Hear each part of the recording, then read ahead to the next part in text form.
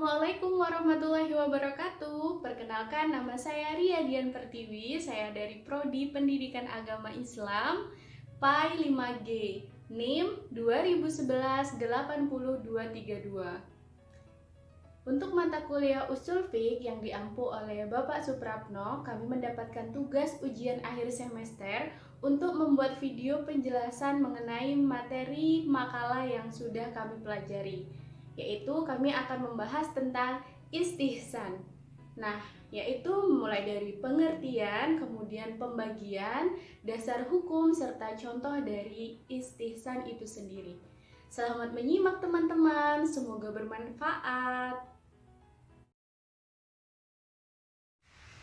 Ihtisan menurut bahasa berarti menganggap baik sesuatu. Kemudian, pengertian ihtisan yang lain itu berarti meninggalkan kias yang nyata untuk menjalankan kias yang tidak nyata, atau yang sifatnya itu samar-samar, atau meninggalkan hukum kuli yang umum untuk menjalankan hukum istinai atau pengecualian, yang mana hal ini disebabkan ada dalil yang menurut logika itu bisa membenarkan dari hukum tersebut. Selanjutnya, ihtisan menurut istilah ulama Malikiyah itu adalah mengutamakan meninggalkan pengertian suatu dalil dengan cara istina atau pengecualian dan berdasarkan pada keringanan agama karena adanya hukum yang bertentangan. Nah, selanjutnya pengertian ihtisan menurut seorang ulama Hanafiyah itu berarti beralih kepada penetapan hukum suatu masalah dan meninggalkan yang lainnya. Hal ini dikarenakan adanya dalil yang lebih khusus atau dalil yang lebih spesifik membahas tentang hukum-hukum yang akan ditetapkan. Nah, dari beberapa pengertian yang sudah saya jelaskan, dapat disimpulkan bahwa ihtisan adalah tindakan meninggalkan satu hukum kepada hukum lainnya disebabkan karena adanya suatu dalil syara yang mengharuskan untuk meninggalkan hukum tersebut atau meninggalkan penetapan yang sudah ada.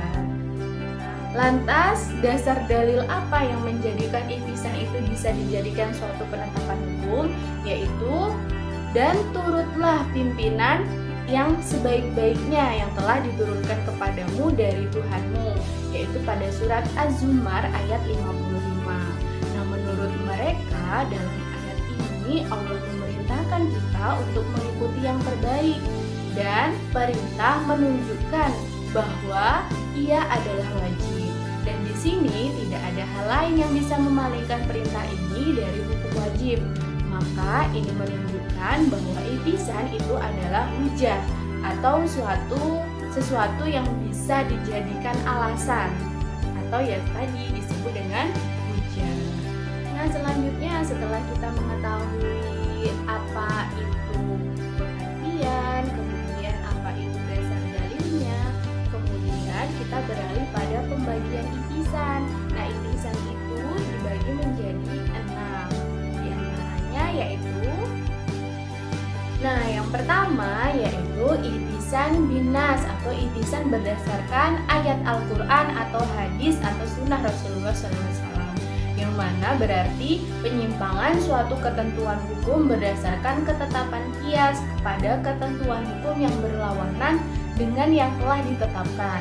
Hal ini berdasarkan nas Alkitab atau Al-Quran dan sunnah Rasulullah SAW. Contohnya dalam masalah wasiat. Menurut ketentuan umum, wasiat itu tidak boleh karena sifatnya pemindahan hak milik kepada orang yang berwasiat. Ketika orang yang berwasiat itu tidak cakap lagi atau sudah mendekati atau dikhawatirkan meninggal. Akan tetapi, kaidah umum ini dikecualikan yaitu melalui firman Allah Subhanahu wa taala dalam surat An-Nisa ayat 11 yang berbunyi mimba diwasiyati yusi biha audain, yang artinya setelah mengeluarkan wasiat yang ia buat atau hutang.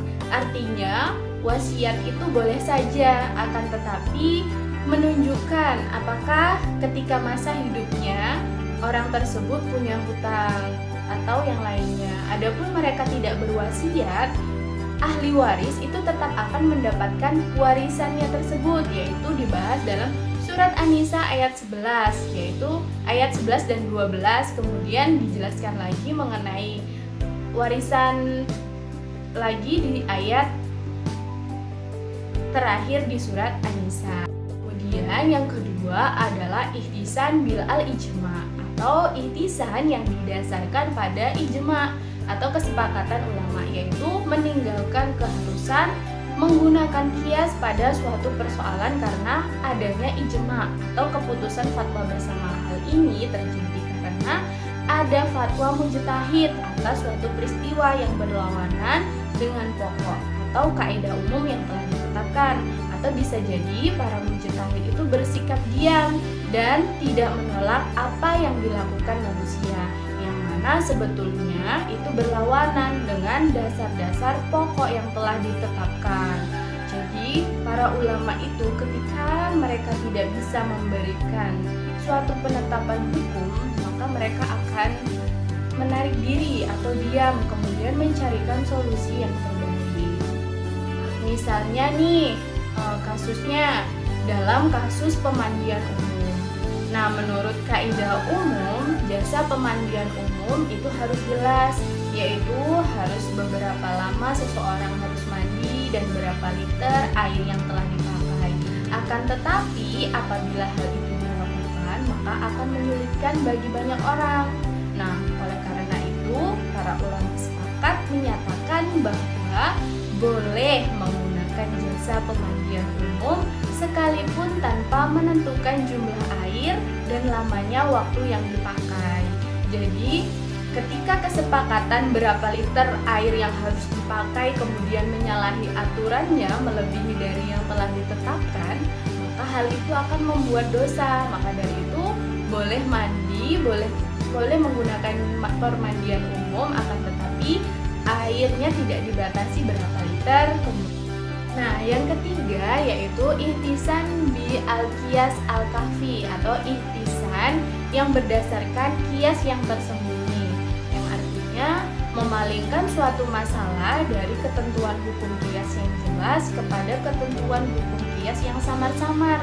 Akan tetapi keberadaannya itu lebih kuat dan lebih tepat untuk bisa diamalkan atau diimplementasikan dalam kehidupan sehari-hari. Yang keempat yaitu ihtisan bil al-maslahah, atau ihtisan berdasarkan kemaslahatan. Misalnya, kebolehan dokter melihat aurat wanita dalam proses pengobatan. Nah, sebenarnya kan antara laki-laki dan perempuan itu tidak boleh memandang aurat yang satu maupun aurat yang lainnya. Akan tetapi mau tidak mau dalam proses pengobatan itu dokter boleh melihat auratnya perempuan, ataupun sebaliknya seorang dokter perempuan itu juga boleh melihat auratnya laki-laki. Ini demi kemaslahatan untuk menolong nyawa atau menolong untuk pengobatan. Nah, yang kelima yaitu ihtisan bil al-urf, atau ihtisan berdasarkan adat kebiasaan yang berlaku di muka umum, yaitu penyimpangan hukum yang mana berlawanan dengan ketentuan kias karena adanya urf atau budaya yang sudah melekat, yang sudah dipraktekkan dan sudah dikenal dalam kehidupan masyarakat. Contohnya seperti menyewa wanita untuk menyusukan bayi dan menjamin kebutuhan makan, minum, serta pakaiannya. Jadi ketika sesuatu itu sudah menjadi adat dan kebiasaan, maka bisa diambil sebagai penetapan hukum karena masyarakat di situ sudah nyaman dengan ketentuan hukum itu, asalkan tetap pada koridoritas atau dalam ruang lingkup Al-Quran dan Al-Hadis. Nah, hal ini akan dipertanggungjawabkan ketika seorang guru hukum itu mengambil keputusan yang benar ataupun yang salah. Kemudian ihtisan yang keenam pembagiannya yaitu tentang ihtisan bil al-darurah, atau ihtisan berdasarkan kedaruratan, yaitu seorang mujtahid itu meninggalkan keharusan pemberlakuan kias atas sesuatu masalah karena berhadapan dengan kondisi yang darurat atau kondisi yang tidak memungkinkan.